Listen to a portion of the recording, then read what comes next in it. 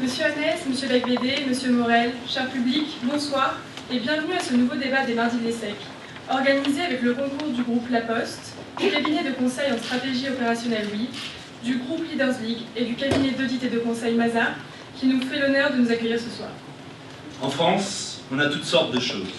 On a la meilleure cuisine du monde, une industrie puissante, la pétanque, histoire glorieuse. On a aussi une situation géographique privilégiée, la Tour Eiffel et la pêche à la ligne. Oui, en France, on a tout ça, et bien plus encore.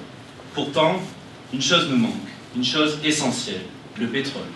En France, on n'a pas de pétrole, mais on a des idées. Voilà de quoi rassurer les Français qui regardaient ce spot télévisé diffusé à la fin des 30 Glorieuses.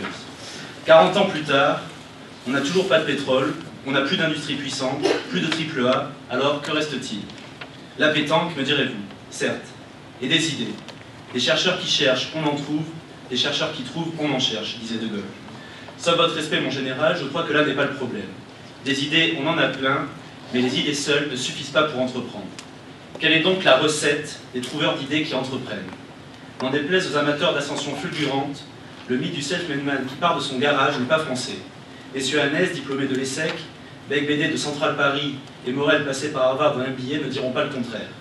Mais tous ont eu comme vous le courage de faire ce saut dans le vide, celui qui marque le passage de la théorie à la pratique, de l'idée géniale ou audacieuse, de la conviction, de la passion à sa réalisation, toujours incertaine.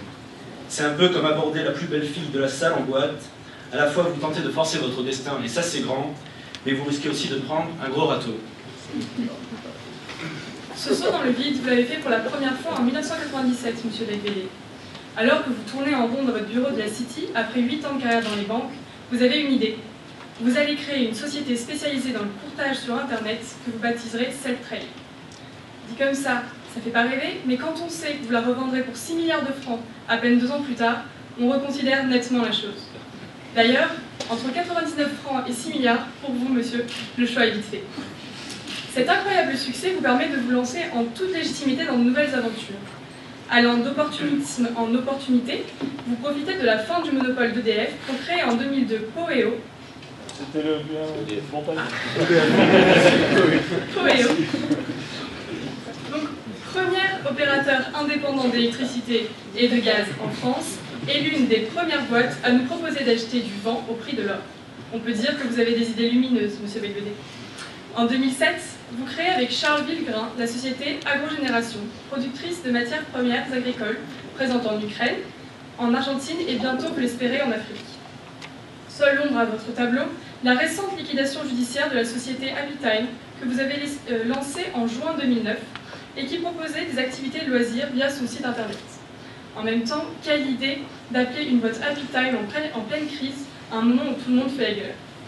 Mais ce petit échec n'écorche ni votre bilan de sérieux entrepreneur, ni la reconnaissance que vous avez acquise dans le monde des affaires. Une fois nommé président de la commission de recherche, d'innovation et de nouvelles technologies du MEDEF, vous auriez pu vous arrêter là, profiter de votre vie bourgeoise, dans votre hôtel particulier parisien, avec votre femme et vos 3 filles, et lire SoFoot pour vous donner un air décalé. Mais non, vous voulez donner une autre dimension à cette réussite personnelle. Premièrement, en continuant à faire ce que vous savez faire, c'est-à-dire entreprendre, mais d'une manière un peu différente cette fois-ci, puisqu'en 2007, vous décidez de créer le fonds d'investissement Audacia pour aider de nouvelles entreprises à se développer. Et puis vous vous engagez en politique, car vous estimez que vous avez des choses à dire pour aider la France. Ça, on veut bien le croire. Mais bon, de là à adhérer au parti radical de Jean-Louis Borloo, on a quelques doutes. Franck Annès, alias Francky, entrepreneur non aligné, non encarté à l'UDI, vous avez pourtant vous aussi toujours voulu créer, sans attendre d'entrer dans le monde de l'entreprise.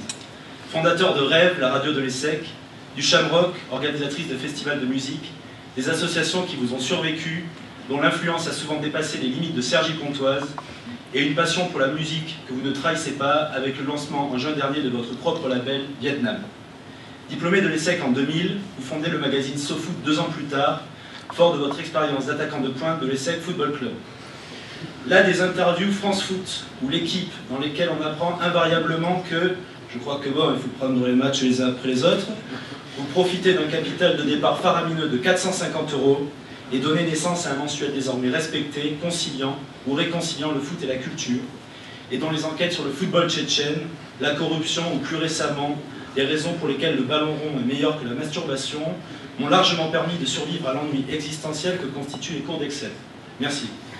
3 ingrédients, de l'humour, des histoires, de l'humain, et une recette secrète qui donne son cachet aux lignes éditoriales du groupe Sopress. Je vous cite, car vous avez récemment vendu la mèche dans une interview, ouvrez les guillemets, le truc c'est la rupture au 3e temps, des pommes, des poires, des Scooby-Doo, ça marche, mais si tu écris des pommes bleues et des citrons ou des pommes, des armoires, des Scooby-Doo, ça ne marche pas.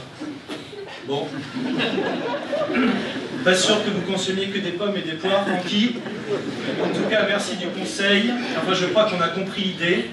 On fonctionne à l'inverse d'un magazine normal. Ici, c'est sans filet, a déclaré un jour un de vos partenaires d'aventure, Stéphane Régis. En somme, le style, au pire, on meurt. Entreprendre chez vous, c'est une sorte de football total. Le beau jeu coûte que coûte, le résultat suivra. Vos 2 parcours nous montrent que la notion d'entrepreneuriat n'est pas réductible à un schéma commun et prédéfini qu'il s'agirait de reproduire mécaniquement. Pour autant, cette incertitude n'est pas synonyme d'improvisation. Et vous le savez bien, Monsieur Morel, puisque vous dirigez depuis 7 ans ESSEC Ventures, le pôle entrepreneurial de l'ESSEC. Vous y êtes responsable de l'accompagnement des créateurs d'entreprises, de l'incubateur et de la pépinière, du financement de départ des initiatives entrepreneuriales et de la gestion des entreprises créées en partenariat avec d'autres institutions. Vous les coachez, vous les pomponnez, vous les rendez belles, vous les aidez à se lancer. Bref, vous êtes un peu le Geneviève de Fontenay de l'entrepreneuriat. Enfin, messieurs, assez de présentation. C'est à vous désormais qu'incombe la tâche délicate de nous prouver que vous êtes plutôt du genre entreprenant et que, même sans pétrole, l'entrepreneuriat français a de l'avenir. Merci à tous, bon débat.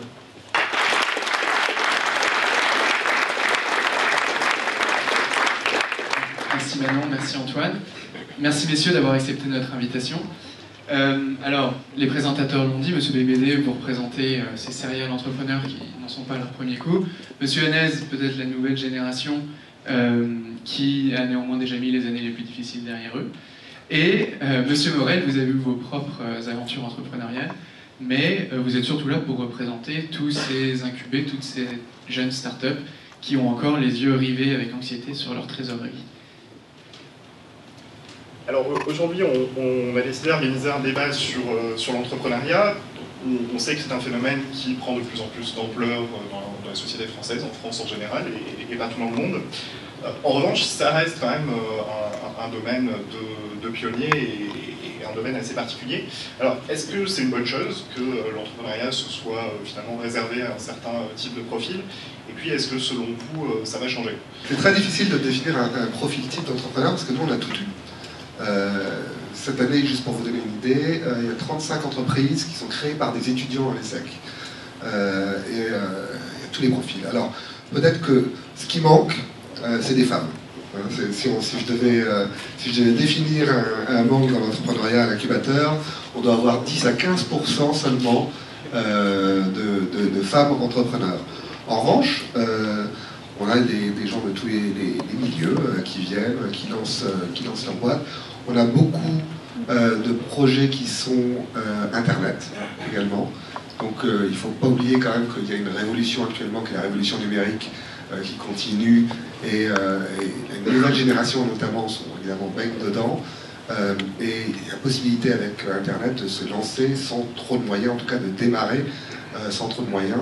Et ça, c'est un phénomène aussi extrêmement important, exogène, puisqu'il ne s'agit pas des personnalités en soi, mais qui pousse le mouvement. Bien, merci. Monsieur BBD, vous avez créé votre première entreprise à 30 ans passés. Monsieur Hanez, vous n'étiez pas encore sorti d'école. Est-ce qu'il y a un bon tempo, un bon moment pour entreprendre, ou ça dépend d'autres facteurs? Franchement, c'est à chacun de voir, mais si on a un projet extrêmement bien ficelé, une équipe très équilibrée en sortant de l'école, il ne faut pas hésiter à créer son entreprise en sortant de l'école. Si on n'a pas encore la bonne idée, qu'on n'a pas l'équipe, qu'on a envie de se confronter à la vie professionnelle et connaître le monde dans l'entreprise pendant 5-6 ans, c'est peut-être mieux. Moi, en tout cas, c'est ce que j'ai fait.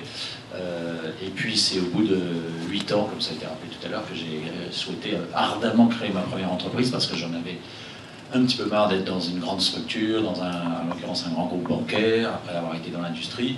Je voulais être plus autonome, maîtriser mon destin, d'acquérir aussi une certaine indépendance financière que je ne voyais pas venir en étant simplement salarié. Peut-être que je n'étais pas assez patient, mais la suite m'a donné raison. J'ai eu de la chance, ça a marché. Bon.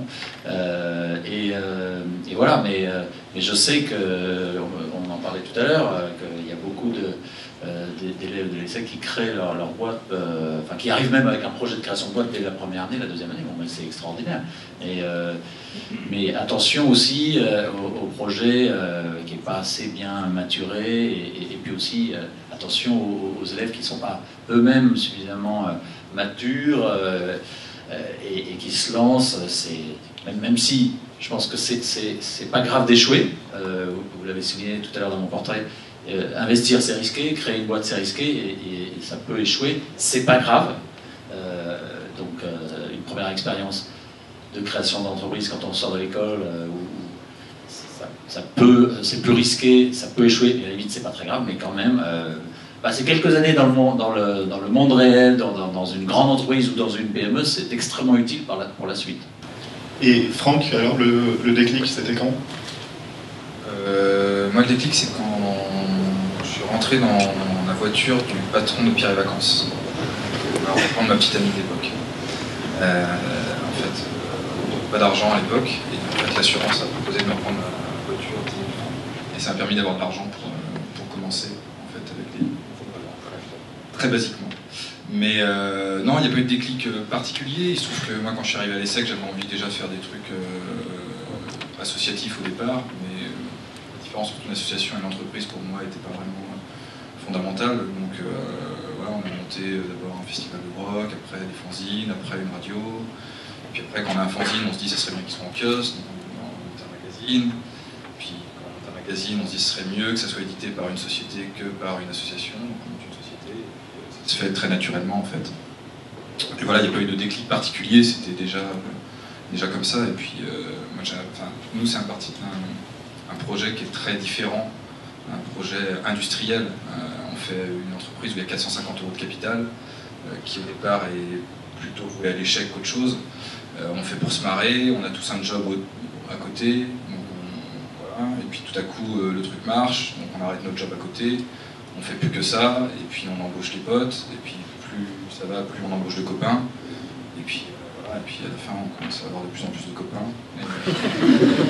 Et un bordel sans nom, et je sais pas où ça va nous mener, mais ça continue, c'est une espèce de course en avant comme ça, qui pour l'instant fonctionne bien, tant mieux, mais voilà, il n'y a pas eu de... Et alors, pour terminer juste le tour de table, est-ce qu'il y a un lien, comme semblait dire Charles BD, entre l'expérience, le nombre d'années passées en entreprise dans le monde réel, et puis la réussite entrepreneuriale, ou est-ce que finalement, on a un point de comparaison, c'est-à-dire qu'on a un incubateur étudiant, et puis on a également, juste à côté, là au CNIT, une pépinière qui accueille des projets, justement, montés par des cadres qui quittent leur boîte après 4-5 ans, etc. Le taux de succès, on va dire, c'est un peu tôt pour dire parce qu'on n'a quand même pas un recul extraordinaire, mais le taux de succès est à peu près le même. Et donc, finalement, tout ça voudrait dire que l'expérience, comme Lao Tse disait, est peut-être une lanterne qu'on porte sur le dos et qui éclaire le chemin parcouru. Mais pas forcément ce qu'il y a devant nous. On avait très peur quand on a lancé l'incubateur à l'ESSEC, effectivement, on s'est dit, oulala, est-ce qu'on fait une chose raisonnable pour nos étudiants, les petits jeunes, etc. Bon, ils passent 2 ans d'expérience professionnelle quand même au sein même de l'école, donc les choses ont un peu changé, c'est plus l'ESSEC en 3 ans, c'est 5 ans maintenant. Et le taux de survie à 5 ans de nos projets est de 82%, ce qui est assez élevé. Alors, ça ne veut pas dire qu'on a que des 10 heures, etc. Il y a des boîtes qui galèrent longtemps, il faut le dire, mais ça marche plutôt bien. La clé, c'est la sélection, en fait, à l'entrée aussi. Pas oublier ça. Alors, Manon le disait en introduction, c'est pas parce qu'il n'y a pas de recette pour entreprendre qu'il faut forcément tout improviser. À l'ESSEC, on a des cours d'entrepreneuriat, on a un incubateur, on a des profs qui sont là pour nous aider. Est-ce qu'on peut vraiment apprendre à entreprendre? Monsieur Morel. Je crois que ce qu'on a choisi, c'est qu'à l'ESSEC, c'est que oui, on pouvait donner des cours, on a une filière qui est suivie par la moitié des étudiants, qui s'appelle l'ESSEC Ventures, qui est très cotée, mais que ça ne suffisait pas pour les étudiants, il fallait qu'on leur propose de la pratique, en plus des cours. En fait, c'est comme ça que ça a démarré cette idée d'incubateur, c'est de dire, bon, c'est bien de donner des cours, mais apprendre à entreprendre via des cours, c'était pas suffisant. Et si on leur proposait de tester des projets, de monter des projets pendant leurs études, et en parallèle des cours, peut-être qu'on leur offrirait finalement un plus grand service. Et donc, notre philosophie à l'ESSEC, ça a été de lier effectivement l'apprentissage au sens classique du terme à l'expérimentation qui est l'incubateur ou la pépinière. Et ces cours d'entrepreneuriat, monsieur Hanès, vous les aviez suivis? Ils vous ont servi? Je les ai suivis, ouais. Je m'en souviens plus tellement en fait. Je ne vais pas vous mentir. Non, ce qui m'a servi par contre, effectivement, c'est à l'ESSEC, c'est pas tant les cours de l'ESSEC, je connais pas mal, c'est l'environnement. C'est-à-dire que c'est là où j'ai trouvé des mecs qui, quand je disais tiens, et si on faisait ça, parce que c'est toujours bien de dire et si on faisait ça, mais quand tu es tout seul, des fois c'est un peu toujours fatigant. Si tu trouves 2-3 types un peu barrés qui disent ouais c'est vrai t'as raison on va le faire, c'est quand même plus agréable. Et donc voilà, donc, à l'ESSEC j'ai trouvé ça, j'ai trouvé des potes qui à un moment donné disaient ok t'as 150 €, j'ai 150 €, Sylvain a 150 €, ça fait 450 €, on y va, et voilà, ils suivaient le truc et ils n'avaient pas peur de bosser et voilà. Donc, c'était plus rencontrer des gens que finalement suivre les cours à proprement parler, quoi. Donc ça revient un peu au côté sélection à l'entrée, c'est-à-dire qu'effectivement, il y a ce truc-là, je ne connais pas trop les autres écoles de commerce, mais en tout cas à l'ESSEC, effectivement, dans ma promo, il y avait beaucoup de gens qui avaient envie de faire des choses. Donc ce qui était déjà une richesse énorme. Et pour faire PPD, est-ce qu'il y a eu des soutiens, des personnes un peu clés au moment de la création de la première entreprise, par exemple? Oui, mais ce qui a été extrêmement utile pour moi, c'est un business angel qui a investi au tout début de la création de l'entreprise et qui m'a apporté énormément de conseils. C'est Gilles Breguet. Qui a apporté... Des montres ou rien à voir? Je pense qu'il y a un lien avec Breguet Aviation plutôt, très ancien avec Breguet des montres. Donc c'est un investisseur avisé que j'ai pu rencontrer par des amis, des amis d'amis, je devrais dire. C'est pas quelqu'un que je connaissais avant. Et donc il a investi un petit peu d'argent, mais il a surtout apporté énormément de conseils. Et ça, on le dira jamais assez, c'est extrêmement utile. Surtout quand c'est sa première entreprise. Donc il est rentré au conseil d'administration, il m'a vraiment apporté. Et puis d'autres aussi qui sont arrivés plus tard. Je pense qu'aujourd'hui, il y a en France énormément de business angels, de plus en plus, et ça c'est une chance, pas assez malheureusement par rapport au Royaume-Uni ou d'autres pays. Il y a aussi des réseaux d'accompagnement. Ce sont souvent des bénévoles, des cadres supérieurs, des cadres dirigeants, des retraités qui vont apporter un petit peu d'argent, parfois sous forme de business angela, mais surtout apporter du conseil. Et c'est parti, un des réseaux les plus connus est parti du Nord-Pas-de-Calais, c'est le réseau Entreprendre. Et c'était Nord Entreprendre, puis ensuite ça s'est décliné partout en France. Il y a également, vous parliez des femmes qui entreprennent, il y a un réseau qui s'appelle Femmes Entrepreneurs, tout simplement. Il y en a beaucoup pour tous les candidats entrepreneurs, jeunes, moins jeunes, hommes, femmes, tous les types, par secteur, et c'est extrêmement utile, ça aide vraiment beaucoup de créateurs d'entreprises à prendre les bonnes décisions au bon moment, parce qu'on ne le dira jamais assez, l'entrepreneuriat c'est pas un one-man show, vous êtes 3, moi j'étais 2, plus donc des personnes autour de moi, il y avait ma femme, donc on n'est jamais vraiment tout seul heureusement, parce que ça va être un vrai parcours d'obstacles, il va y avoir...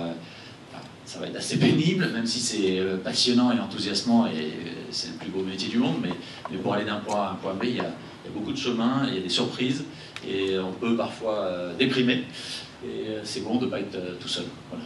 Ouais. Justement, alors en fait, vous parliez du réseau Entreprendre. C'est vrai que depuis, il y a eu énormément de structures qui se sont créées en France, des incubateurs d'écoles, d'autres incubateurs dans des réseaux professionnels, des associations. Il y a tous les jours, on entend parler d'un salon entrepreneurial, d'une séance de media training que vous le faisiez aujourd'hui avec Accenture. Bon, il y a des structures qui existent. Ce qui est quand même frappant, c'est qu'aujourd'hui, même si on est globalement en France dans un pays qui est plutôt bien classé pour l'aide à la création d'entreprises, on n'a pas une seule entreprise qui soit passée du stade de start-up au stade de leader mondial ou de grand leader depuis énormément d'années. À votre avis, pourquoi, Julien?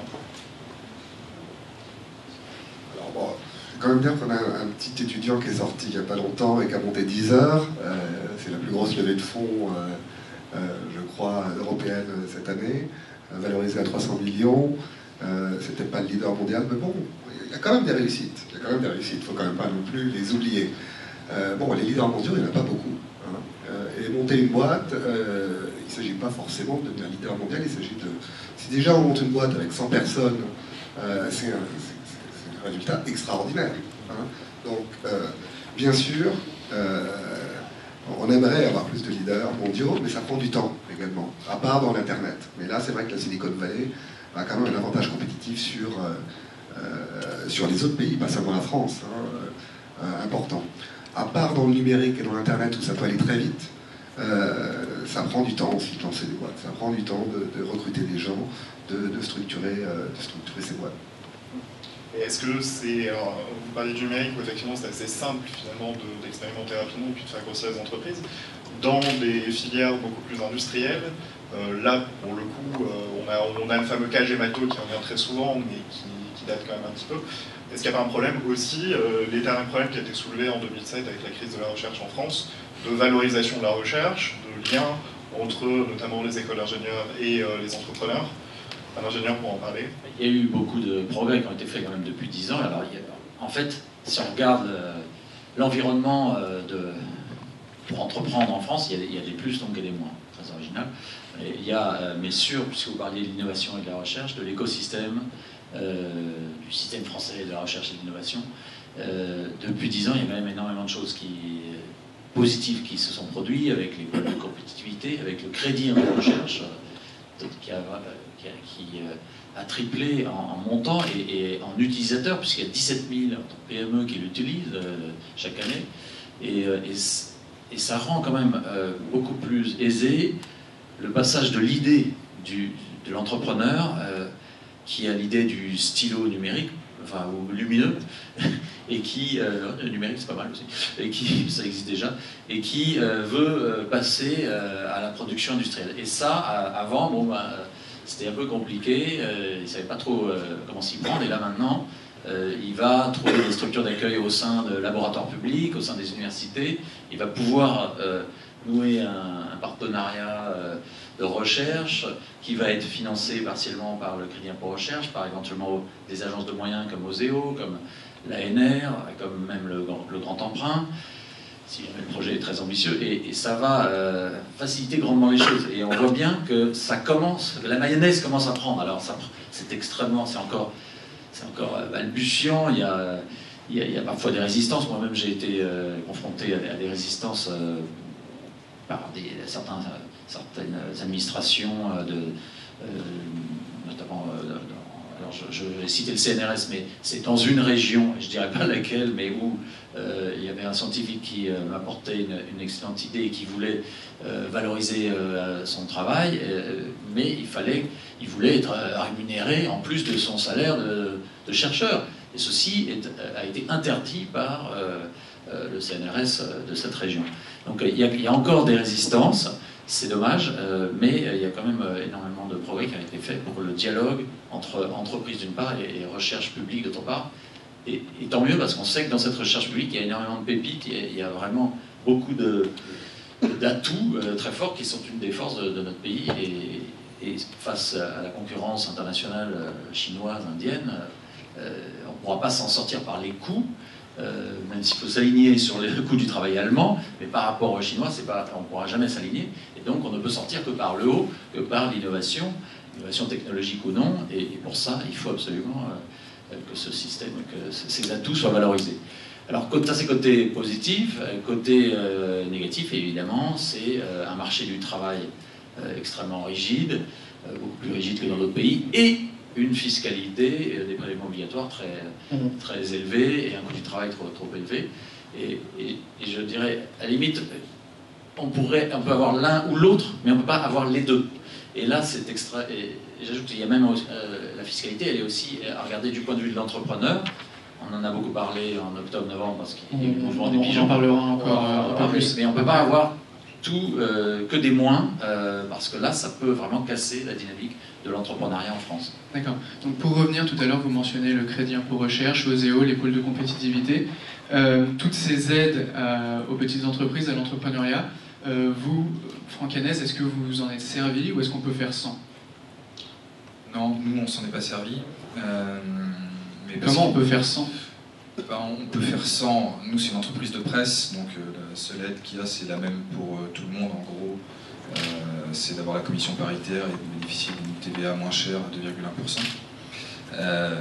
Ce dont on s'est servi, mais comme n'importe quel magazine. En gros, la commission paritaire, c'est ce qui différencie un magazine d'un catalogue, très simple, donc qui donne droit à des tarifs postaux préférentiels, à une TVA préférentielle.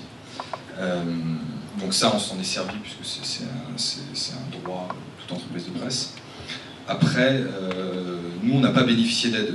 Je ne sais pas si on avait possibilité d'en avoir ou pas, peut-être par des informations, peut-être par manque d'intérêt pour le truc, et parce que quand on monte une entreprise comme nous, où il y a peu de monde au départ, et où c'est assez finalement anarchique dans la façon dont ça se monte, enfin c'était pas un projet écrit ou quoi que ce soit, ça s'est fait comme ça à l'énergie, on est plus concentré sur ce qu'on fait, sur le fait de sortir un magazine, c'est un mensuel, il faut le sortir tous les mois, etc.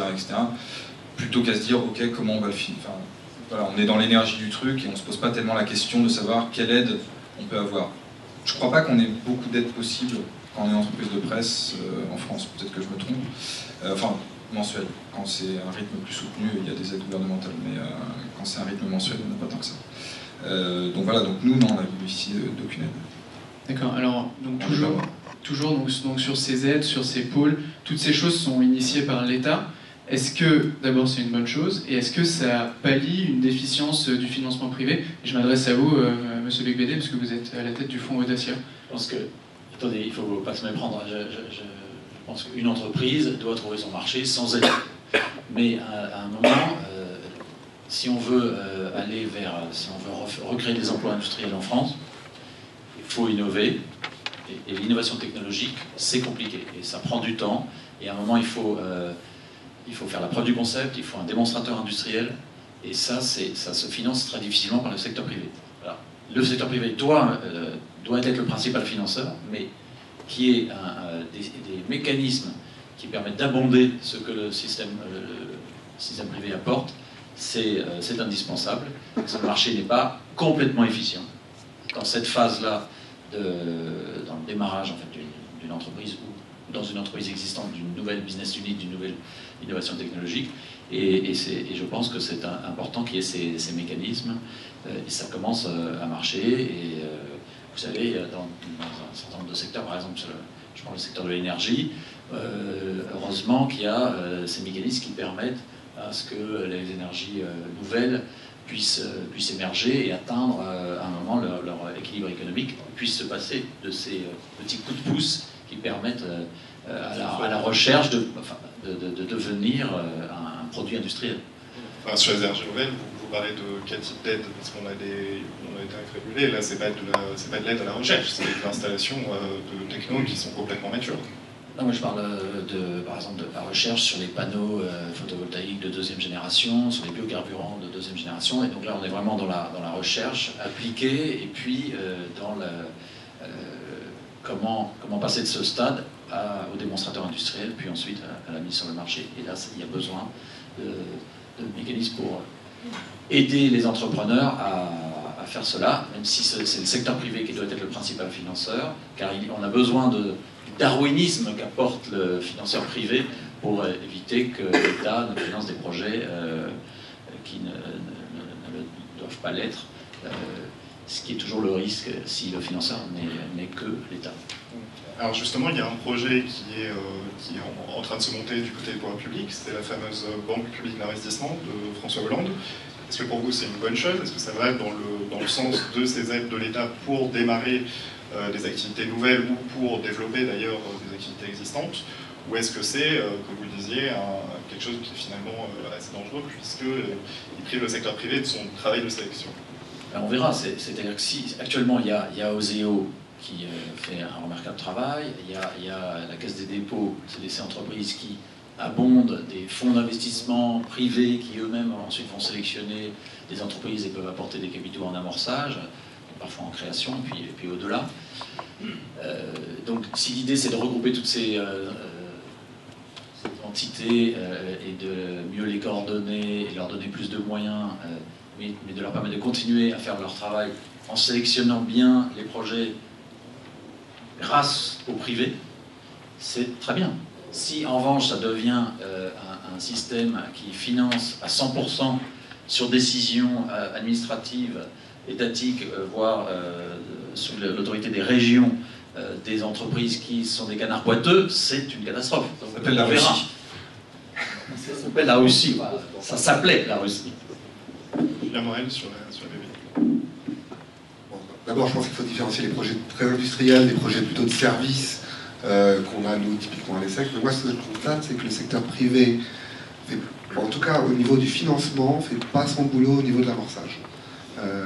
Donc il y a très peu, il y a quelques fonds, bien sûr, qui vont investir, mais les 200, 300 000 euros de démarrage, on les trouve chez les business angels, on y arrive, mais il y a peu de structures privées qui le font. Alors il y a des fonds d'entrepreneurs qui sont lancés récemment, qui sont plus dans cette logique, c'est-à-dire qu'ils vont investir dans 100 startups, des tickets de 300 000 euros à chaque fois, et ça, je pense que ça va dans le bon sens. Voilà. Mais si la Banque publique d'investissement peut aider l'amorçage, qui est le secteur qui me concerne, je ne dis pas que c'est le seul, parce qu'effectivement il y a plein de stades de financement, je pense que c'est peut-être effectivement le rôle de l'État aussi d'aider ça. Et puis après, tout dépend aussi de la façon dont c'est fait, c'est-à-dire que ça peut aussi être fait à travers des prêts. Je sais que quand on a commencé, nous on est allé voir notre banque, enfin une banque, la seule qui voulait bien qu'on ouvre un compte chez eux à l'époque, c'était la Société Générale. Et on leur a dit, voilà, on a 450 euros de capital, on aimerait emprunter. Et ils ont réfléchi assez longuement et ils nous ont dit, on peut vous prêter de l'argent, on peut vous prêter 100% du capital. C'est véridique. Voilà, à cette époque-là, moi j'aurais été content que le mec il me dise, ok, on peut vous prêter 15 000 euros. Ce qui n'est pas un truc dingue, mais déjà, ça permet au moins d'acheter plus qu'un ordinateur, quoi. Avec 900 euros, on va pas rigoler, on peut difficilement faire quoi que ce soit, quoi. Donc nous, en l'occurrence, par exemple, c'est notre imprimeur qui nous a avancé l'argent. C'est-à-dire qu'on allait voir un imprimeur que je connaissais parce que j'avais déjà lancé un magazine quand j'étais à l'ESSEC, et qui m'a dit, ok, on avance 3 numéros et dans l'année, il faut que tu nous aies remboursé, quoi. Donc c'était une sorte de business angel très réduit, sauf qu'il ne prenait pas de capital. Enfin voilà, c'était un truc un peu étrange. Mais voilà, il y avait au moins une petite aide au démarrage. Je pense que c'est important qu'il y ait des fois des petits comme ça, des petits mécanismes d'impulsion. Donc voilà, l'idée d'aider avec des prêts, ça peut aussi être une manière de finalement aider autre chose que des canards boiteux, puisque à un moment donné, ça nécessite un remboursement. Donc voilà, ça oblige l'entreprise aussi à fonctionner et à ne pas se reposer uniquement sur l'argent qui a été investi. Malheureusement, sur les 100 et quelques boîtes créées à l'ESSEC qu'on a pu observer, il n'y en a quasiment aucune qui a obtenu un prêt, en tout cas en période de lancement, etc. Donc nous on a 35 partenaires, privés et publics d'ailleurs. Il y a un énorme engouement des partenaires privés aussi pour l'entrepreneuriat, donc il faut quand même aussi voir ça. On a des fonds, on a des cahiers de conseils, etc. On a plein de partenaires qui nous aident, mais on a 0 banque par exemple dans ces partenaires.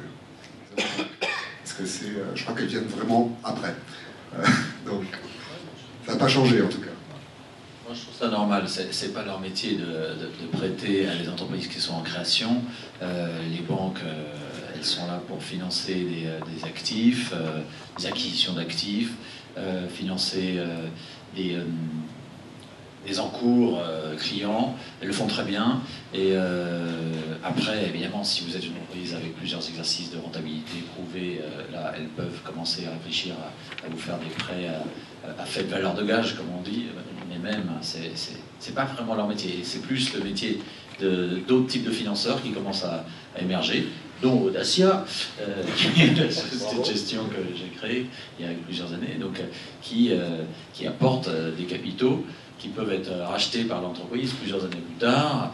C'est ce qu'on appelle la mezzanine de croissance, et ce sont tous ces financements de dette non bancaires qui sont appelés à se développer, mais c'est plutôt réservé à des entreprises qui ont déjà une certaine maturité. Quand on démarre, franchement, à part peut-être un crédit bail pour les ordinateurs, il n'y a pas grand-chose qu'on peut obtenir comme leverage, et ça va vraiment être soit les cash flows, soit les fonds apportés par les actionnaire, éventuellement un petit prêt au CO, mais une subvention de la région, 20 000 €, et puis voilà, c'est tout. Donc après, ce n'est que lorsque on atteint un certain stade de maturité qu'on peut commencer à avoir des discussions avec les banques. Mais pour ouvrir un compte en banque, ça c'est... Et pour recevoir vos fonds, en général, elles sont d'accord. Et justement, alors, est-ce qu'on a assez de ces acteurs privés d'amorçage en France? Et notamment, je m'adresse à Julien Morel aussi. Récemment, vous avez annoncé l'ouverture d'un bureau à travers un partenaire à Palo Alto. Est-ce que c'est pour répondre à ce besoin de financement privé? Est-ce qu'on est obligé de chercher ailleurs ces premiers fonds de démarrage? Non, il ne faut pas exagérer. On trouve en France quand même. On y arrive. Je crois que vous disiez tout à l'heure dans l'introduction, tout le monde tire la gueule en ce moment. Il y a quand même de très bonnes nouvelles au niveau de l'entrepreneurship en France. Et il y a des lois qui ont été votées, notamment la loi sur l'ISF. Moi, j'ai vu l'impact de la défiscalisation de l'ISF pour investir dans des PME ou des startups. On a senti l'impact sur les startups qui levaient beaucoup plus d'argent, beaucoup plus facilement. Donc ça, c'était une initiative qui était assez géniale. Il y a pas mal de fonds et de holdings ISF qui se sont lancés. Le problème, c'est qu'il y a des incertitudes. Les lois changent tout le temps. L'ISF, la défiscalisation est passée de 75 à 50. On ne sait pas ce que ça va devenir demain. Et donc, ce qui nous manque sans doute en France, c'est peut-être plus de vision, de visibilité à long terme pour que les mécanismes intelligents qui ont souvent été pris puissent vivre et s'épanouir.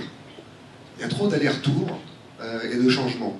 Voilà, nous, c'est ce qu'on constate. Alors, vous dites qu'il y a des très bonnes nouvelles pour l'entrepreneuriat. Une des bonnes nouvelles, je pense que vous serez d'accord avec moi, c'est que le terme d'entrepreneur est devenu un terme amélioratif aujourd'hui. Je ne sais pas si c'était vraiment le cas il y a quelques années. Par contre, le terme de patron reste dans le vocabulaire français encore un peu péjoratif. Alors, comment est-ce qu'on explique ça ?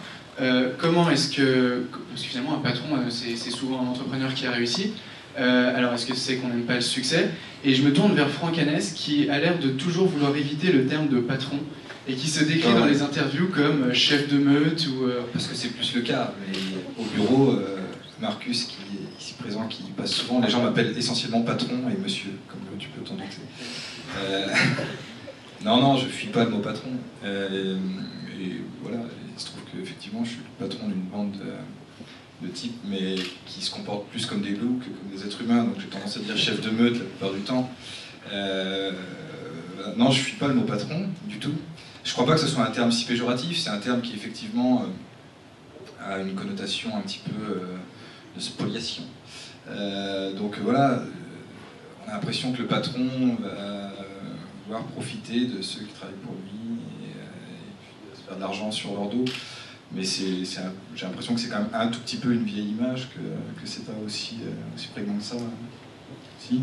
D'ailleurs, vous l'avez dit vous-même, maintenant on parle plus d'entrepreneurs et c'est très bien ainsi. C'est vrai que le mot patron était connoté au patronat, et le patronat d'antan avait un côté un peu club réservé à une certaine classe, ce qui n'est plus du tout le cas, franchement. Maintenant, l'entrepreneuriat n'est pas réservé à une élite, loin de là, avec 600 000 créations d'entreprises, si on compte les autres entrepreneurs par an.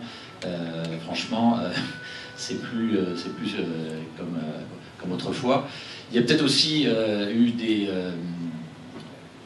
scandales ou des erreurs, je dirais, graves, parfois, dans la détermination de la rémunération de certains très grands patrons, type CAC 40, et qui n'auraient pas dû se produire, où les conseils d'administration n'ont pas fait bien leur travail, parce que parfois c'est un peu incestueux, tout le monde est membre du conseil d'administration des autres, on joue au golf ensemble, on chasse ensemble, et puis après, du coup, on n'ose pas contredire lorsque la rémunération vient à l'ordre du jour. Bon, bah, ça, il faut que ça s'arrête. La FEB et le MEDEF ont produit un code de bonne conduite pour pousser les dirigeants de très grandes entreprises à être prendre leurs décisions de façon plus raisonnable sur ce sujet qui peut choquer beaucoup, l'opinion publique, et puis dans les entreprises elles-mêmes, ça peut apparaître comme une violence, comme une injustice, et c'est très mauvais d'aller dans ce sens, et c'est peut-être aussi pourquoi il y a eu depuis quelques années une dégradation de l'image des patrons. Mais les Français, sinon, quand ils sont dans leur entreprise, ils aiment en général leur boîte. Ils aiment bien, c'est quand on leur demande, et ils sont à plus de 70% très heureux de travailler là où ils sont. Ils n'ont pas de problème en général avec leur boss. C'est vrai, alors parlons plus d'entrepreneurs. Tant pis. Patron, il y a un côté affectif, c'est presque grand patron maintenant qui est devenu péjoratif. C'est pas trop patron. Patron, il y a un côté un peu. C'est le petit patron. Enfin, c'est un peu le pote quand même. C'est grand patron en fait. Méchant patron. Ouais, c'est grand patron, c'est un peu, ça fait un peu plus méchant. Alors, on dit aussi en France qu'on a un grand problème avec les PME. On entend ça tout le temps en campagne électorale, on a un problème avec les PME, faire plus de choses pour les PME par opposition aux grands groupes. Et je voudrais vous lire une citation ça va peut-être vous surprendre, qui vient d'Eva Joly, et je voudrais vous faire réagir dessus. Elle dit « Pendant les campagnes, il est de bon ton de dire que les PME sont l'avenir de l'économie française. PME, PME, PME, les candidats n'ont que ce mot à la bouche. Et après les élections, on revient au statu quo. Pourquoi ? Car la France et les grands partis politiques sont restés profondément jacobins. Pour eux, le progrès, c'est forcément les grands groupes, qu'il s'agisse de Total, d'Areva ou d'EDF, pour ne parler que d'énergie. » Alors justement, est-ce que l'entrepreneuriat, c'est un sport qui se joue à 11 contre 11, mais à la fin, c'est toujours les grands groupes qui gagnent?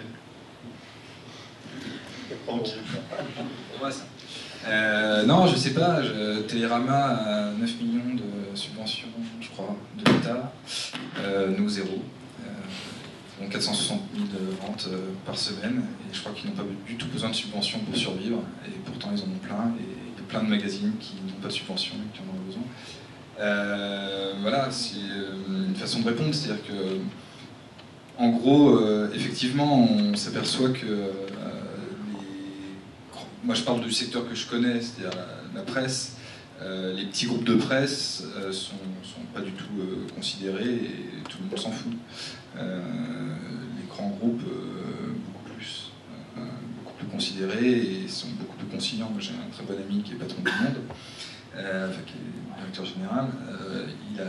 Quand on parle de nos problèmes respectifs, bon, il a des problèmes que je n'ai pas, mais j'ai des problèmes qu'il n'a absolument pas. J'ai par exemple un contrôle fiscal tous les ans, quasiment, tous les ans et demi, un contrôle URSSAF tous les ans, sur SoFoot, sur SoFilm, voilà, j'ai encore le fisc qui vient le vendredi, là. Je les aime beaucoup, c'est devenu mes amis, et je rigole beaucoup avec eux, je leur fais des blagues et tout, c'est super. Mais lui, il en a jamais, ou très peu, et ils ont des dérives qui sont bien plus grandes que nous. Enfin, on a un cas très concret, à une époque, les piges sur Internet étaient souvent payées en droit d'auteur dans des groupes type Le Monde. Ça ne gênait personne. Quand des groupes type Sopress, monstrueusement énormes, employant 35 personnes follement rémunérées, ont payé des droits d'auteur à des pigistes sur Internet juste pour que le mec gagne non pas 50 € mais 70, parce que du coup c'était pas juste pour gratter les charges sociales, parce que les charges sociales sont moins importantes sur les droits d'auteur que sur les salaires des piges. C'était pas pour gratter les charges sociales, c'était juste pour que les mecs soient mieux payés. Bon bah là très vite il est redressé et ça n'a pas fait un pli, quoi. Lui il a jamais été inquiété par exemple. Alors qu'ils l'ont fait pendant bien plus longtemps que nous et à des niveaux bien plus importants et avec des enjeux bien plus importants et une survie nettement moins en jeu. C'est-à-dire que la survie du monde n'était pas en jeu à ce moment-là, alors que nous beaucoup plus. C'est-à-dire que nous, quand l'URSSAF nous demande 50 000 €, ça nous fait pas marrer, quoi. Je pense que 50 000 € pour le monde, c'est pas très grave. Donc voilà. Bref, donc non, les PME effectivement sont globalement, je trouve, assez peu aidés. On parle tout le temps de plein d'aides sur les salaires. Je suis pas forcément le meilleur pour toutes les connaître, mais j'ai pas l'impression qu'il y en ait tant que ça sur les premières embauches. Il y a eu à un moment donné effectivement deux, trois trucs. Il y avait un truc dynamique cadre. Alors Charles, vous connaissez peut-être mieux ces systèmes que moi, mais il y avait un truc dynamique cadre, ça vous pouvez embaucher. Et la personne continuait à toucher le chômage pendant un moment donné, si on avait un salaire qui était... Ça, c'était pas mal, je sais qu'on a profité d'un truc comme ça. Mais je crois que c'est la seule aide de ce type dont on a pu profiter sur un salarié. Voilà. C'est pas hyper massif.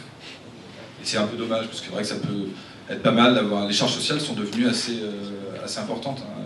En l'occurrence, j'emploie à la fois des journalistes et on a une société de production, j'emploie aussi sur les intermittents, c'est 67% quand même, les charges sociales. C'est quand même beaucoup. C'est-à-dire quand on file 250 € à quelqu'un, il faut multiplier par 1,67 pour savoir combien ça nous coûte au final. Et ça fait pas mal. Non, mais bien sûr, on pourrait opposer les PME et les grandes entreprises, et il y a des avantages dont les grandes entreprises bénéficient. Et je crois que ce qui se passe, c'est que le marché du travail et le système de prélèvement obligatoire et de cotisation sont tous les deux très très complexes. Donc le code du travail, le code des impôts, c'est extrêmement complexe. Bien. Et toutes les entreprises y sont confrontées, les grandes et les petites. Et pour les grandes, il y a un certain historique, il y a une organisation qui est capable d'affronter cette complexité, qui est inouïe. Et pour une PME, c'est sûr, ça va être plus compliqué et elle va être moins capable de se taper les 1000 pages du code du travail, qui, je rappelle, fait 50 pages en Suisse, qu'on peut lire donc dans un trajet Paris-Lausanne, alors que pour ce qui est de la réglementation sociale française, c'est juste impossible, jamais. Vous pourrez le lire en entier. Et donc il arrive ce qui doit arriver, c'est que, évidemment, ça crée une barrière à l'entrée, donc un effet d'éviction pour les PME. Voilà. Et donc c'est pour ça que moi je pense, si on veut vraiment agir pour lutter contre le chômage, le vrai et seul unique moyen, parce que c'est quand même le vrai fléau dont souffre ce pays. Il y a une étude sur la pauvreté qui est sortie ce matin, mais la vraie pauvreté c'est le chômage, c'est tout. Donc si on veut réduire le chômage, on sait très bien ce qu'il faut faire. Il faut juste dérigidifier le marché du travail, c'est délirant. Donc, alors une grande entreprise peut assumer cette complexité, elle a son programme d'embauche, elle a les DRH qui sont suffisamment organisés pour l'affronter, mais une PME, elle ne peut pas. Et je parle d'une PME, d'ailleurs on devrait parler de petites entreprises et moyennes entreprises. La petite entreprise, elle ne peut juste pas, et donc elle préfère moins grandir que d'embaucher, plutôt que d'affronter cette complexité et de se retrouver, si jamais il y a des mauvaises nouvelles, à devoir licencier, poursuivi en justice, que ça lui coûte de quoi déposer. Donc voilà ce qui se passe. Mazar peut vous aider. Merci. La seconde. Et beaucoup de gueule. Oui. Il y a cet aspect effectivement de complexité, vous l'avez rappelé, mais est-ce qu'il n'y a pas aussi, tout simplement, que lorsqu'on parle de grands projets industriels, lorsqu'on parle d'innovation à terme, dans l'esprit des pouvoirs publics et dans l'esprit général, c'est d'abord par les grands groupes que ça passe, et donc derrière, je sais pas, est-ce que Poeo par exemple c'était ça, typiquement? Oui, c'est moins vrai ce que vous dites, heureusement. Parce que comme l'avenir, on ne sait pas trop de quoi il va être fait, c'est plus compliqué maintenant. Hein. On n'est plus dans les années 50, 60 où il fallait reconstruire le pays et copier les Américains et où c'était facile. Là maintenant, on pouvait tout décider de Matignon avec un bon plan, une bonne stratégie industrielle. Maintenant, il faut innover, il faut l'inventer, on ne sait pas du tout. Donc on a besoin qu'il y ait des multitudes d'acteurs qui investissent, qui innovent, et puis certains vont l'emporter. Et ce n'est pas forcément les grands groupes, au contraire. D'ailleurs, par exemple dans l'industrie pharmaceutique, on voit bien les grands laboratoires pharmaceutiques n'innovent plus, et ils sont obligés même de fermer leur centre de R&D, ce qui est monstrueux, et ils préfèrent acheter des start-up biotech, car les innovations viennent de là. Donc, tout ça pour dire que non, je ne pense pas que, heureusement, les pouvoirs publics l'ont compris ça. Et moi, quand j'étais à la tête de Poeo, j'ai pu participer à des programmes d'innovation technologique bien soutenus. Et en fait, le triangle magique, c'est peut-être à un moment une start-up donc très innovante, technologique ou pas, qui va travailler donc avec un laboratoire, une université publique, et il va y avoir un grand groupe qui va amener l'innovation vers le marché. Et ça marche assez bien. Et les grands groupes l'ont compris, les startups aussi, et les pouvoirs publics aussi. Donc ça commence, je vous dis, la mayonnaise commence à prendre, mais ça prend du temps et il y a encore des résistances malheureusement dans le système. Il y a un cas que vous avez à l'esprit sur ce modèle-là où on a une startup. Ce modèle-là, quand Poeo était devenu plutôt un grand groupe, eh bien, on avait des startups qui avaient de bonnes idées d'innovation technologique et puis qui venaient nous voir, on passait un partenariat ensemble. Eux avaient développé une technologie avec le CEA Grenoble, par exemple, pour une nouvelle technique de stockage d'électricité. Et puis, donc, ils comptaient sur nous pour que cette technologie puisse être passée vers le marché, puisque nous, on avait 1 million de clients. Donc, c'est comme ça que ça fonctionne mieux. Alors, la rentrée 2012 était marquée par un mouvement des pigeons qui a fait la une des médias pendant plusieurs semaines. Quel bilan on peut en faire? Est-ce que c'était une bonne idée, mauvaise idée? Est-ce que ça atteint ses objectifs? Est-ce que le contrat a été rempli? Écoutez, je pense que c'était un mouvement extraordinaire, très spontané, qui a très bien fonctionné et qui a atteint son objectif qui était d'éviter que la fiscalité sur les plus-values soit trop confiscatoire pour les créateurs d'entreprises, pour les entrepreneurs. Malheureusement, il y a encore des scories qui vont concerner certaines classes d'entrepreneurs, par exemple ceux qui n'auront pas plus de 10% du capital au moment de la création de l'entreprise, ou qui, 5 ans plus tard, ont moins de 2%. Les business angels, eux, vont rester donc fiscalisés à plus de 60%, qui est complètement aberrant. Il faut comprendre que quand on investit, c'est risqué. Très souvent, on perd ce qu'on a investi et il n'y a pas de mécanisme de remboursement, d'assurance. Donc, il faut que quand on gagne, on puisse conserver plus de la moitié. C'est la moindre des choses. Donc, ça, c'est vrai qu'il y a eu une erreur des pouvoirs publics au début. Puis, ils ont réalisé, je crois, leur erreur. Le mouvement des pigeons là les a aidés en cela et ils sont en train de faire marche arrière. Et tant mieux. Alors, juste, ce mouvement des pigeons se présentait comme un mouvement d'entrepreneurs. Le problème, c'est que beaucoup d'entrepreneurs, comme ils sont encore en train d'entreprendre, on ne les connaît pas vraiment, médiatiquement, ils ne sont pas connus. Et donc, les personnes qui sont allées porter devant les médias ce mouvement étaient des personnes comme vous, comme vous, monsieur Becbédé, qui sont aujourd'hui plus des investisseurs que des entrepreneurs. Alors, est-ce que ça n'a pas desservi le mouvement qui, du coup, a été accusé d'être manipulé en sous-main par des investisseurs qui défendaient leurs intérêts propres et non pas ceux des entrepreneurs? Non, pas du tout. Moi, je me définis comme un entrepreneur, même si j'investis aussi. Autour de la table, face au ministre, c'était des entrepreneurs. Il y avait Simoncini, il y avait... Simoncini, aujourd'hui, c'est un business angel. C'est aussi le patron de Virgin Mobile. Non, attendez. Il est encore tout à fait entrepreneur et il prend des risques énormes. Donc, mais il faut défendre aussi les investisseurs, il ne faut pas les opposer. Les business angels, on en a besoin. Les entrepreneurs en amorçage, on en a besoin, on l'a dit. Et si vous les surfiscalisez, ils ne vont pas apporter des capitaux. Et déjà, on voit qu'il y a un déficit de capitaux, donc c'est suicidaire. Donc il faut raisonner sur tout l'écosystème. Et je pense que, encore une fois, le gouvernement a réagi positivement, mais il faut... le diable est dans les détails maintenant, il ne faut pas lâcher... Il faut continuer le combat. Et alors justement, il ne faut pas lâcher. Donc est-ce que ça veut dire qu'on aura un autre mouvement des pigeons? Je ne sais pas, peut-être Julien Morel, les incubés, il y a eu beaucoup de... Il y a eu des réactions, effectivement, mais nous, on est vraiment au début. Donc ils ne voient pas encore quand même leur fiscalité à la sortie. Soyons très honnêtes. Mais il y a eu effectivement, notamment un tremplin entreprise, où des entrepreneurs techno, pas mal de plaintes d'entrepreneurs qui sont venus vers nous pour nous dire tiens, on est au Sénat, essayons d'agir. Je veux juste te dire que ce qui est dommage dans tout ça, c'est que finalement il y a des allers-retours. Ce qui est dommage, c'est que ça donne une image du pays qui est catastrophique.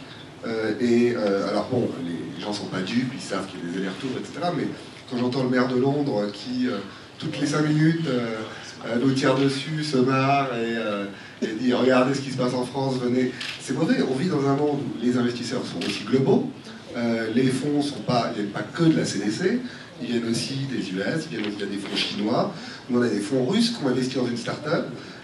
Quel message on donne au monde? On s'auto-flagelle en gros à faire ces allers-retours de manière publique. Qu'il y ait un débat, c'est clair, mais je crois qu'il y a vraiment... faut vraiment réaliser qu'on n'est pas tout seul sur Terre aussi. Et est-ce que ça peut se reproduire? Écoutez, il y a eu cette campagne présidentielle où il y avait Hollande et puis cette théorie qui est ressortie de l'archéologie socialiste sur le fait que les revenus du capital doivent être fiscalisés comme ceux du travail, ce qui est absurde. Et donc c'est ça qui a conduit à cette erreur. Bon, mais maintenant je crois qu'ils commencent à comprendre que les revenus du capital sont extrêmement aléatoires, que parfois ils disparaissent. Et donc il faut que quand il y a un gain, il ne soit pas fiscalisé comme un revenu du travail. Et puis qu'aussi le capital, quand on dit le capital, on devrait parler d'épargne, parce que c'est de l'épargne qui résulte de salaires, qui ont payé énormément de cotisations, ou de dividendes, qui ont payé aussi, qui ont été déjà fiscalisés. Donc on ajoute de la fiscalité. Donc bon, après l'argument ultime, si ça ne suffit pas, c'est que dans le reste du monde, il y a une fiscalité qui est beaucoup plus favorable. Et donc attention, effectivement, attention à Boris Johnson et aux autres qui sont là et qui se frottent les mains, mettent le tapis rouge pour accueillir les entrepreneurs français. Et malheureusement, il y en a certains qui sont en train de partir, soit parce qu'ils ont envie de vendre leur boîte, et évidemment c'est trop tentant, et ils se délocalisent et le vendent après, sans plus-value, sans impôt sur plus-value, soit parce qu'ils se sentent effectivement humiliés, rejetés, et qui décident de quitter le territoire. C'est dramatique. Donc heureusement, la plupart restent, ou s'ils partent, ils vont revenir, mais c'est attention à la perte de richesse nationale qu'une fiscalité confiscatoire peut... Justement, on entend beaucoup dire, si ça continue, le matraquage fiscal, les entrepreneurs vont partir. Alors, pour conclure ce débat et avant de passer aux questions de la salle, je voudrais que vous me donniez chacun une bonne raison, vous trois, vous êtes encore là ce soir, une bonne raison d'entreprendre en France. Pourquoi vous êtes-vous resté? Monsieur Hanès, d'abord. Je touche pas de dividendes. Je suis pas concerné. Il n'y a pas de dividendes. C'est une règle. C'est une règle qu'on s'est fixée. On a mis 150 € chacun.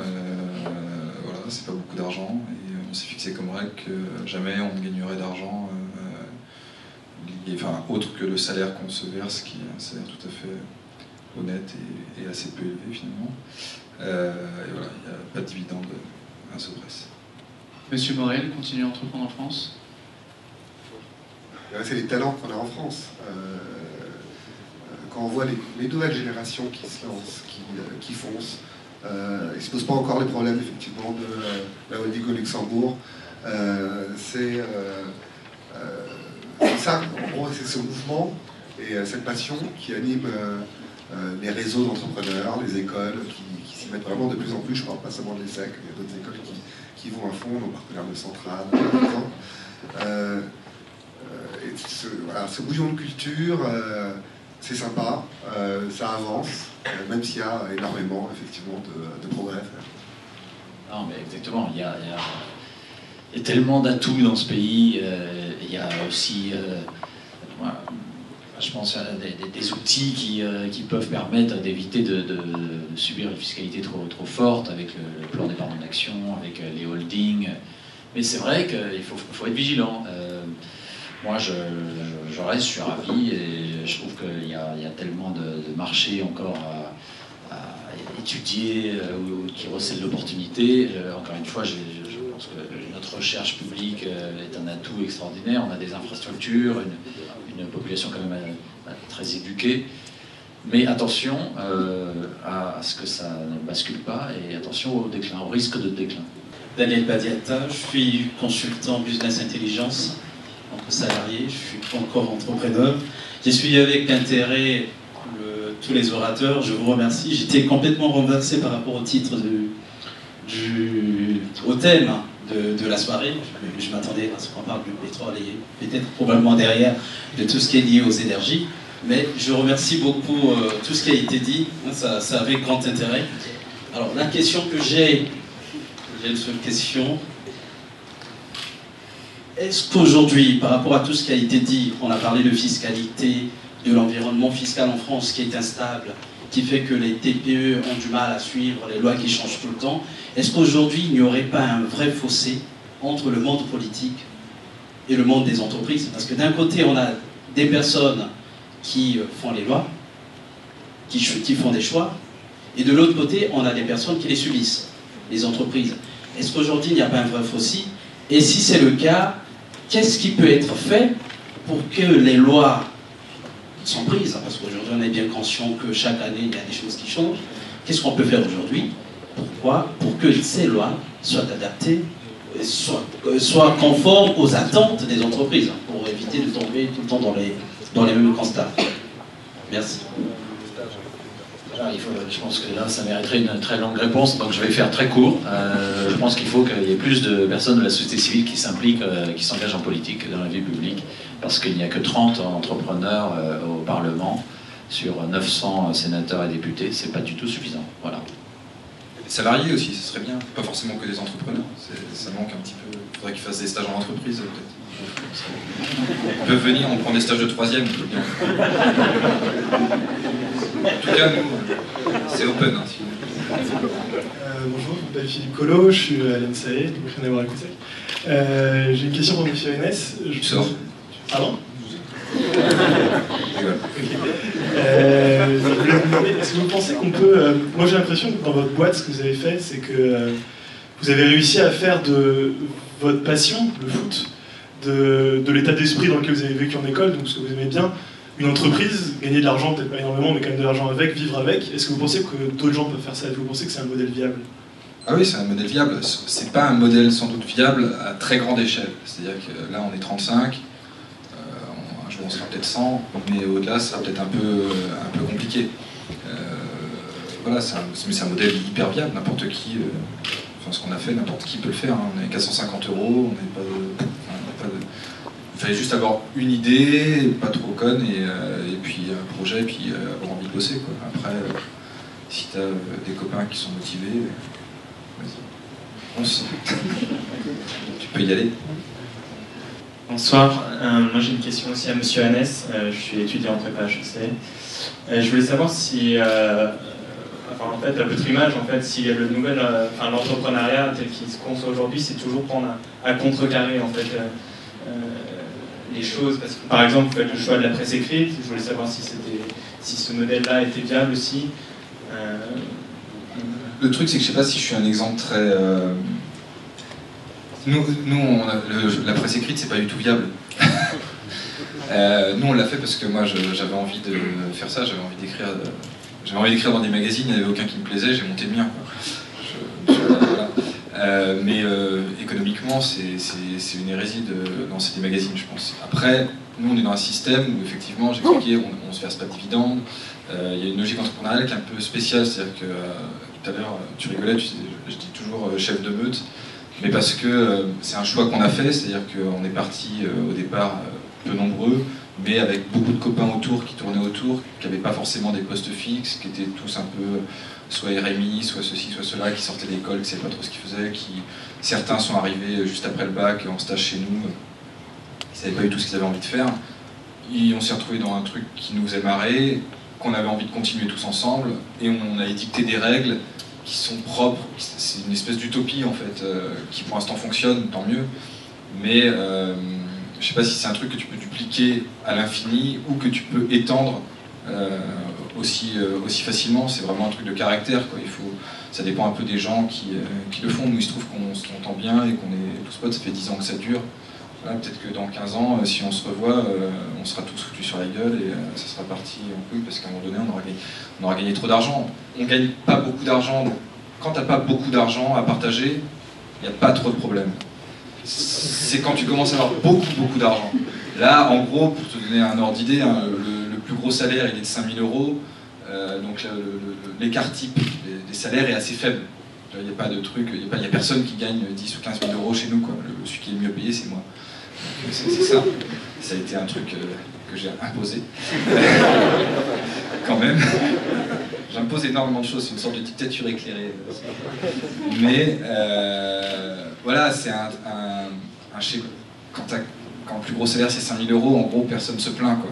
Et que tu es le premier arrivé le matin et le dernier parti, et puis on a une règle, je me moquais de la phrase des pommes, des poires et des Scooby-Doo.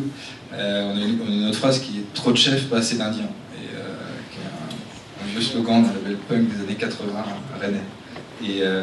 Mais qu'on a vachement appliqué, c'est-à-dire qu'à chaque fois qu'on monte un nouveau magazine, là par exemple on a lancé un magazine de cinéma, pendant les 6 premiers mois, personne payait. C'était la règle. Là, à partir de janvier, toutes les piges payées, les chefs pas payés. Pendant 2 ans. Au bout de 2 ans, tout le monde payait.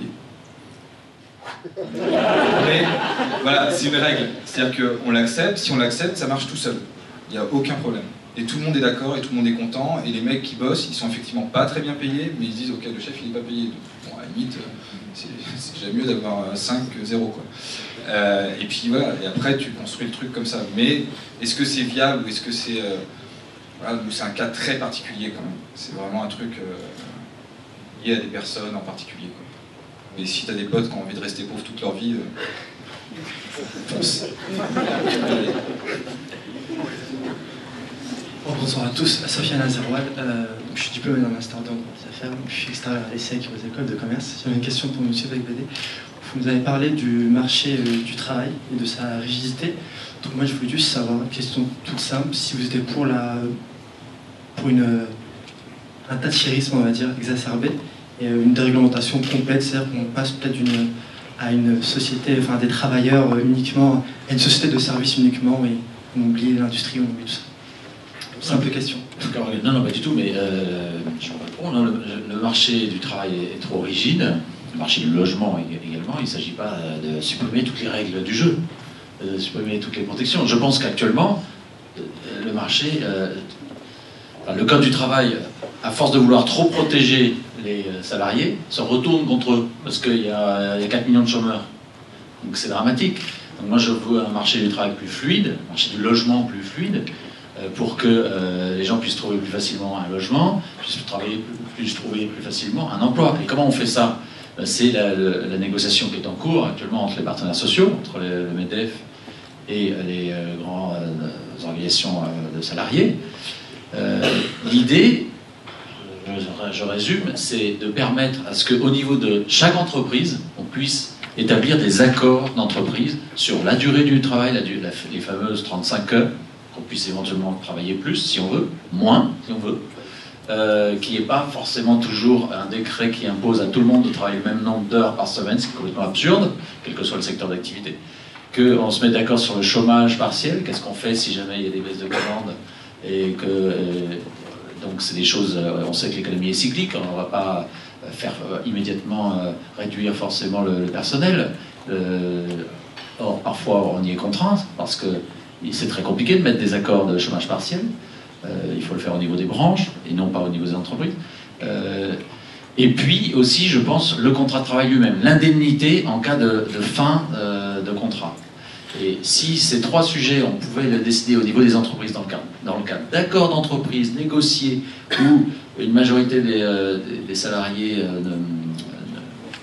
ne s'y opposent pas, ou leurs représentants ne s'y opposent pas, on aura fait un immense progrès. On voit bien que c'est pas le thatchérisme, quoique on le caricature souvent le thatchérisme, parce qu'elle n'a pas fait que du mal à l'Angleterre, hein. Je peux vous dire, les Anglais, ils l'adorent, qu'elle soit de droite ou de gauche. Mais bon, je propose simplement de dérigidifier ce marché du travail qui est beaucoup trop rigide et qui se traduit par finalement des inconvénients pour tout le monde. Et je citais le marché du logement parce que ça permet de comprendre aussi. Le marché du logement, il est intéressant parce qu'il y a 7% des logements en France qui sont vacants.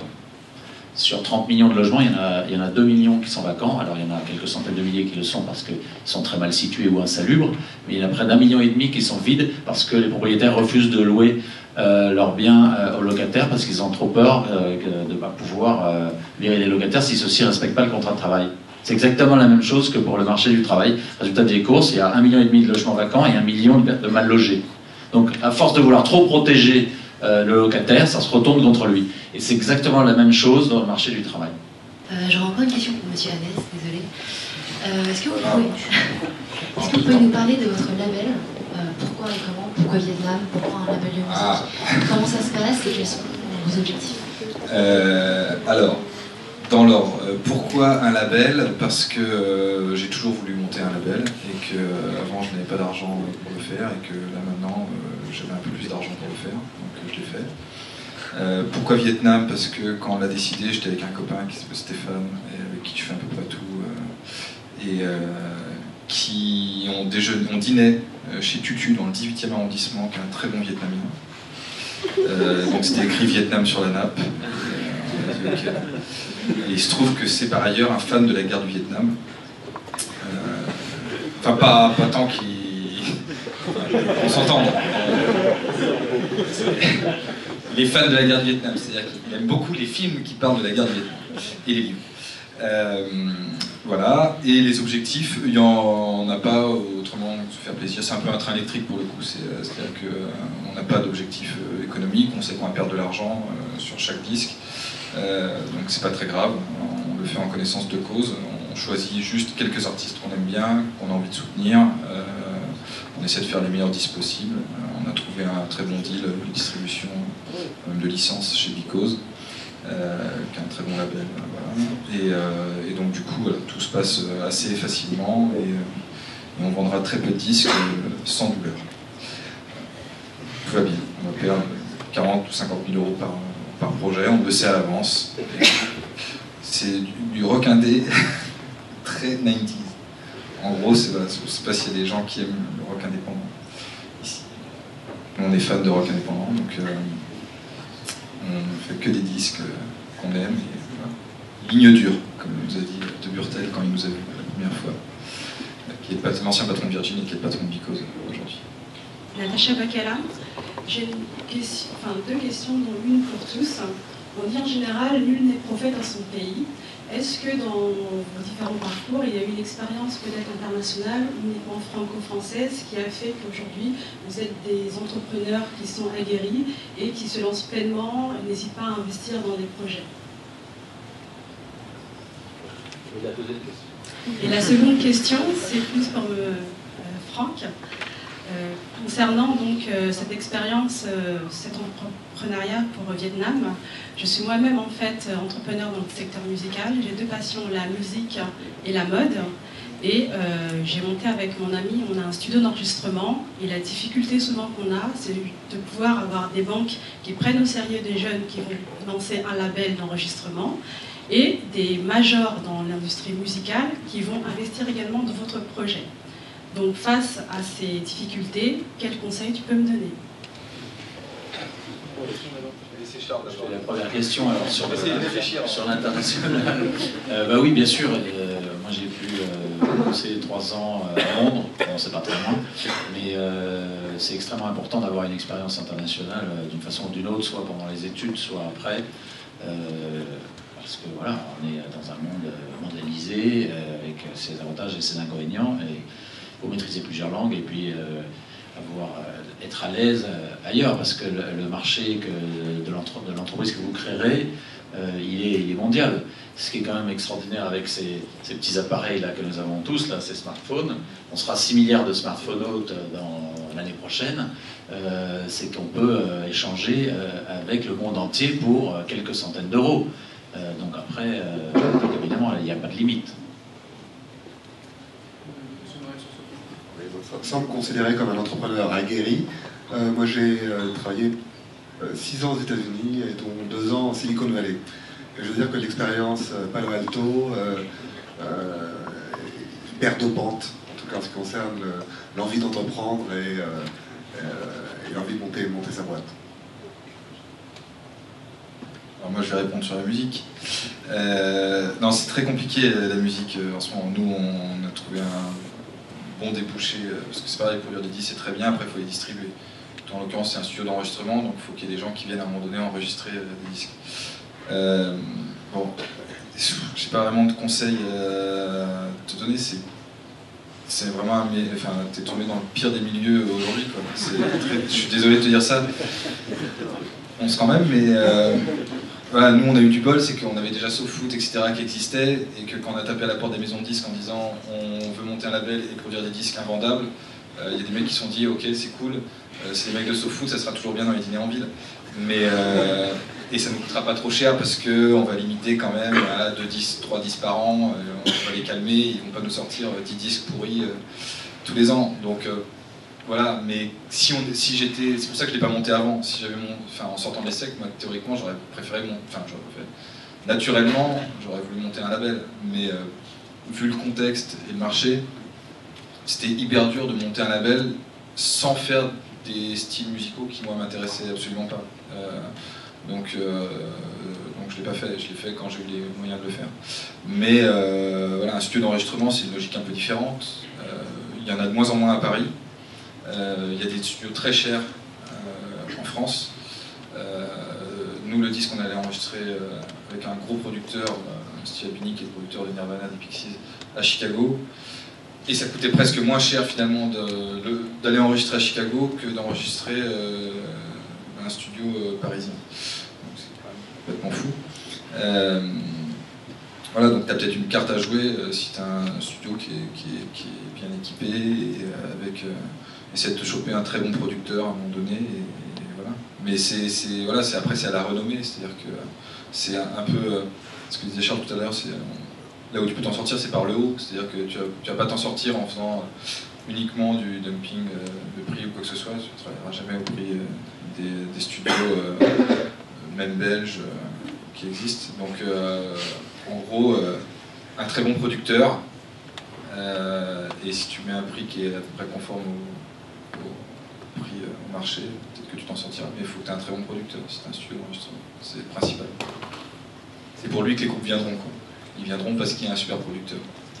Il y a quelqu'un au fond qui a très envie de poser une question, du coup, c'est la question de Luce. Bonsoir, je m'appelle Arnaud, je suis à l'ESSEC, il y en a quand même dans la salle donc. On a beaucoup parlé donc, de vos succès et heureusement, mais l'entrepreneuriat c'est quand même aussi beaucoup d'échecs et comment on réagit face aux échecs et comment on fait pour continuer à avancer, pour pouvoir se remettre. Donc l'échec fait partie de l'entrepreneuriat, je l'ai dit tout à l'heure. Moi j'ai participé à la création d'une entreprise donc, qui était qui était un portail de loisirs sur Internet. Je reste persuadé que c'était une bonne idée. L'idée c'était de rassembler tous les producteurs de loisirs, les moniteurs de kitesurf, les chambres d'hôtes partout en France et de les mettre sur un portail unique. Mais pendant 4 ans, on a apporté des capitaux et la boîte continue à perdre de l'argent. Et donc à un moment, on a dû dire stop.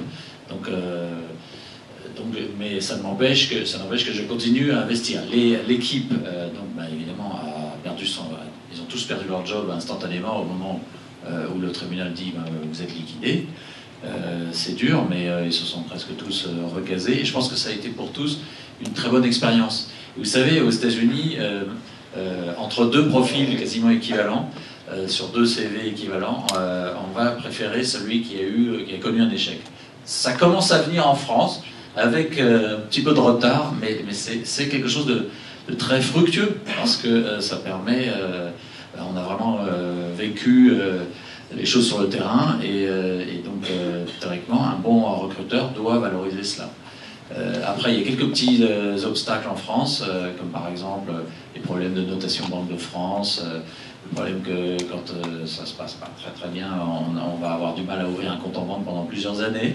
Quand on a connu un échec, nous, à la commission entrepreneuriat du MEDEF, on a fait un livre blanc sur ce sujet pour essayer de pousser à ce qu'on fasse des réformes pour éviter la stigmatisation quand on a échoué en respectant les règles du jeu. Et ça me paraît la bonne approche.